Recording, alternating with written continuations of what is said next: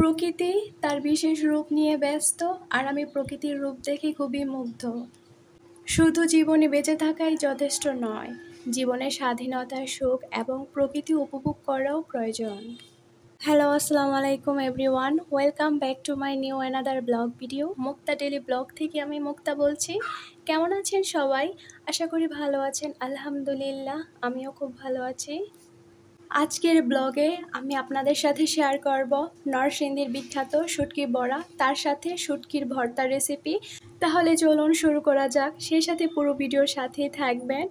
শুটকি বড়া বানানোর জন্য সর্বফার্স্ট লাগবে শুটকি, তারপর পেঁয়াজ, রসুন, তার সাথে কচু পাতা, তার সাথে আমি রয়েছি কাঁঠালের বিচি গুঁড়ো করে। পেঁয়াজ, রসুন, কাঁঠালের বিচি এবং শুটকি সব কিছু আমি ব্লেন্ডার জারে একেবারে সব ব্লেন্ড করে নিয়েছি। আপনারা চাইলে শিলপাটায় বেটে নিতে পারেন, সেটা আরও ভালো হয়। তার সাথে লাগবে শুকনো মরিচ, যেটা শুটকি বড়ার জন্য মাস্ট ইম্পর্ট্যান্ট। আমি এখানে পেঁয়াজ, রসুন, কাঁঠালের বিচিগুলা হালকা কুচি করে গুঁড়ো করে নিয়েছি। তারপর এখানে শুটকির পুরগুলা কচু পাতায় মুড়িয়ে এভাবে ভেজে নিতে হবে। এই ক্ষেত্রে চুলার আঁচটা থাকবে মিডিয়াম লো হিটে, কারণ বেশি হাই হিট করে দিলে পুড়ে যেতে পারে ভিতরের পুরটা, তার জন্য মিডিয়াম লো হিটে করে দেওয়া হবে। এক্ষেত্রে দেখা যাচ্ছে কচু পাতাটা কালো হয়ে যাচ্ছে, কিন্তু এটা পুড়ে যায় নাই। যখন একটু হয়ে যাবে, কচু পাতার কালারটা এরকম হয়ে যাবে, এক পাশ হয়ে গেলে তারপর আবার আরেক পাশ উল্টিয়ে দিতে হবে। এভাবে একটু সময় নিয়ে ভেজে নিতে হবে, একটু একটু তেল দিয়ে ধাপে ধাপে ভেজে নিতে হবে।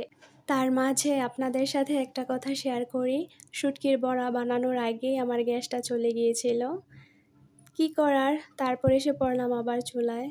এই তো হয়ে গেছে নরসিংদীর বিখ্যাত শুটকি বড়া রেসিপি। এটা খেতে খুবই মজার, গরম ভাতের সাথে এটা খুবই দুর্দান্ত স্বাদ।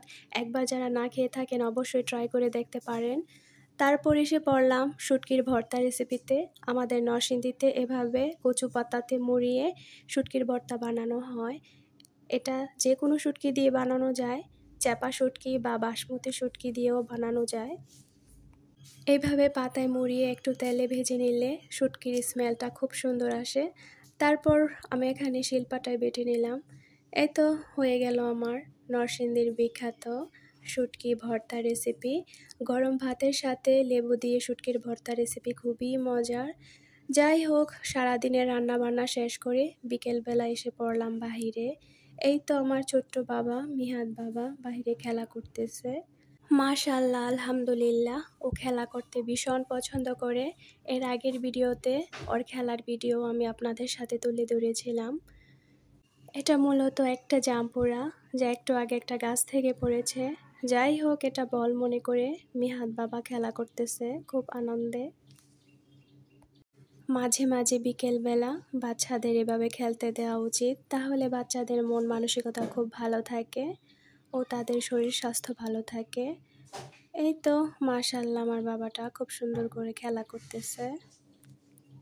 ও বারবার চেষ্টা করতেছে বলটা মারার জন্য, কিন্তু ওরা ওকে দিচ্ছে না।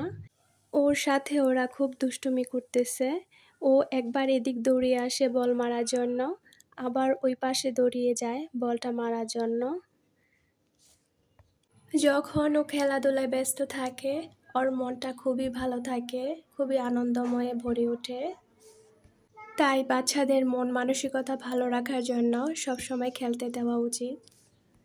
যাই হোক, মিহাদ বাবু খুব এনজয় করতেছে খেলাটা। মাশাআল্লাহ, আলহামদুলিল্লাহ, সবাই আমার বাবার জন্য দোয়া করবেন।